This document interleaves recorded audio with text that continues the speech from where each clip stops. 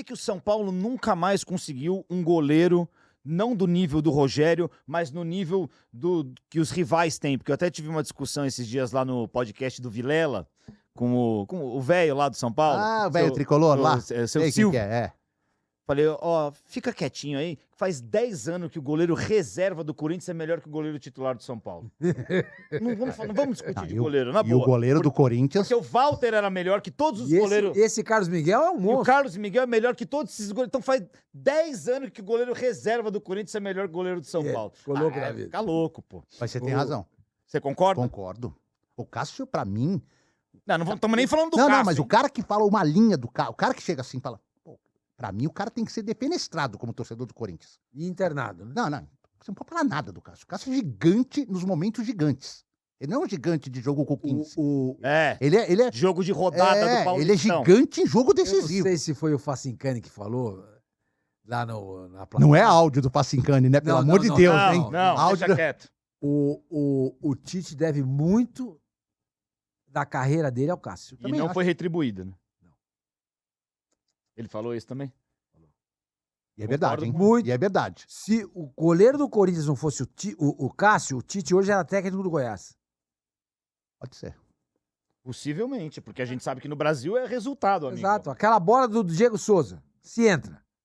Acabou, não tinha Libertadores, não tinha Mundial, não tinha Tite, não tinha Tinha nada. seleção com Tite, não tinha nada. Não tinha nada. Ele tava no Goiás hoje. Aliás, na corda bamba. E o Cássio vendo o Brasil ser eliminado nos pênaltis aqui da casa, da sala da casa dele. É inacreditável, né? O Cássio não ser o primeiro nome da lista do Brasil. Não, e nem agora sai a relação com o Fernando Diniz e continua. Mas e os goleiros do São Paulo? Então, eu acho que aconteceu o seguinte. Primeiro tem o aspecto psicológico. Vou usar um exemplo aqui.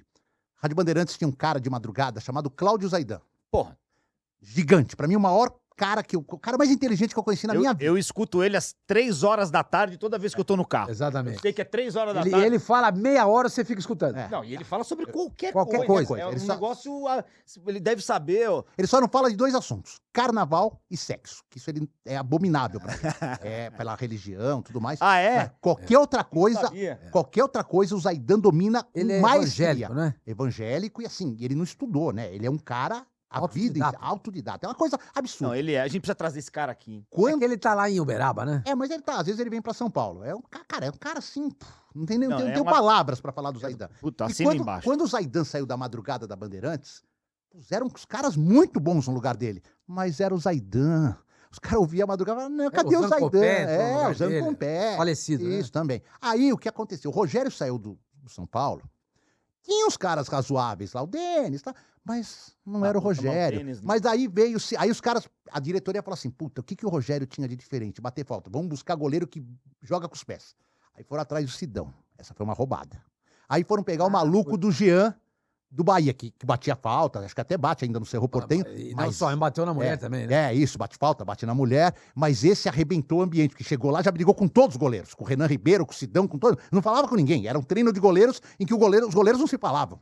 Era bem engraçado, era sensacional, porque você não via, você via os dois trocando ideia e o Jean sempre encostado. Tá vendo por que os caras fecham? Era uma loucura. E aí o seu... É por causa disso. Aí o Thiago... Os caras vê essas paradas, claro, né? O jogador faz muito. Presta atenção em tudo quando tá lá. Aí chegou o Volpi, que num primeiro momento deu conta do recado, muito parecido com o Rogério no dia a dia. O cara era o primeiro a chegar, o último a ir embora, fazia tratamento em casa, fazia treinamento em casa. O cara muito dedicado, mas viveu uma fase ruim, foi embora. Agora chegou o Rafael. É que o fantasma do Rogério Ceni como goleiro, não como técnico, como goleiro, ele ainda perambula ali no CT, sabe? Uma hora vai acabar, como acabou o Marcão. É que o Palmeiras foi muito bem. Alguns goleiros do Palmeiras também, pós-Marcão, foram ruins. Mas a hora que ele traz o Fernando Praz, ele acaba com o fantasma do Marcão. Exatamente. O São Paulo ainda não conseguiu trazer um Fernando Praz pra... E trouxe o Everton já pensando na... que é substituição. Exatamente. Então, o São Paulo falhou nisso. Então, agora chegou o Rafael, que é completamente diferente. Mas é humilde, é um cara... É líder do grupo, pela simplicidade, é um dos líderes do São Paulo. Ele tem quantos anos? 33, se não me engano. Puta, eu pensava que ele era mais jovem. É um cara de 100 partidas. Europa, né? O Rafael? Não, jogou a vida toda no Cruzeiro e no Atlético.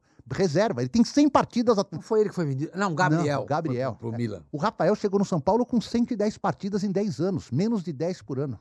Ele foi reserva o tempo todo da vida dele. Foi reserva do Fábio, foi reserva É, do... a chance da vida dele agora, O né? goleiro pro São... Você falou aí, ó. O goleiro pro São Paulo devia ter pegado o Fábio. É o Fábio. Então, mas o São Paulo tentou diversas vezes contratar o Walter, né? Por que não deu certo Porque isso? era do Corinthians e o Corinthians não ia reforçar um ponto fraco do rival, cara. O Walter que saiu uma vez, pressionou lá o Corinthians pra ir pro São Paulo. Ah, o Walter pressionou pra ir ele pro não São Paulo? jogava. O cara é reserva do Cássio, vai jogar quando? Só quando o Cássio vai pra seleção ou se machuca, o que é pouco acontece. E ele queria, ele sabia que o São Paulo queria ele sabia que podia ocupar essa lacuna legal do Rogério, o São Paulo sofrendo. Foi aí que o São Paulo desiste de vez do Walter e traz o Thiago Volpi por empréstimo e depois de um ano contrata o Thiago Volpi por uma fortuna, 20 Ele foi milhões pro de reais. Cuiabá? Ah, mas agora, né? Agora, depois que Sim. pandemia. Mas lá em 2017, Agora, você vê- 2018... Você vê como, por exemplo, é importante esses departamentos de análise, estatísticas, etc e tal. Pô, o Internacional contratou um puta goleiro, Baita goleiro. o Rocher. São Paulo não podia ter contratado? E o Inter tinha um outro baita goleiro que mandou embora agora, o João Paulo. O John. John.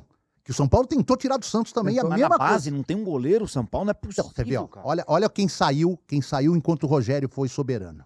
O PR? Não, mas o PR, ele já é... Como é que é? Conta essa história. Então, a história do PR é muito... Até hoje, um jornalista da ESPN que vai fazer uma matéria com o PR me ligou.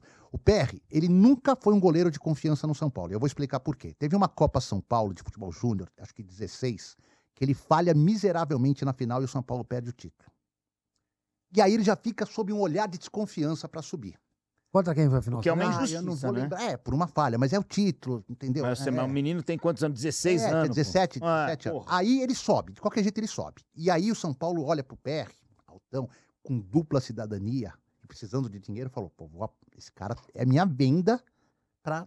O cara tem dupla cidadania, joga em qualquer time da Europa sem problema nenhum. E aí empresta ele em 2019 pro Crystal Palace. Ele fica 6 meses lá, não joga nenhuma partida. Os caras devolvem. O Júlio César não jogava no Crystal Palace? Aí tem o foi pra o Copa. jogo pré-pandemia em 2020, que foi São Paulo Absurdo. 3-0 contra a LDU no Morumbi, pela Libertadores, que o Volpi se machuca um pouquinho antes do intervalo, o PR entra.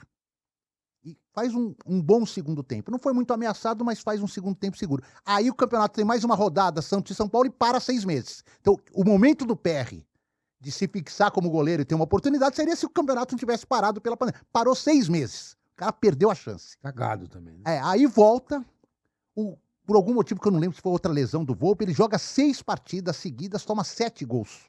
Muitos defensáveis.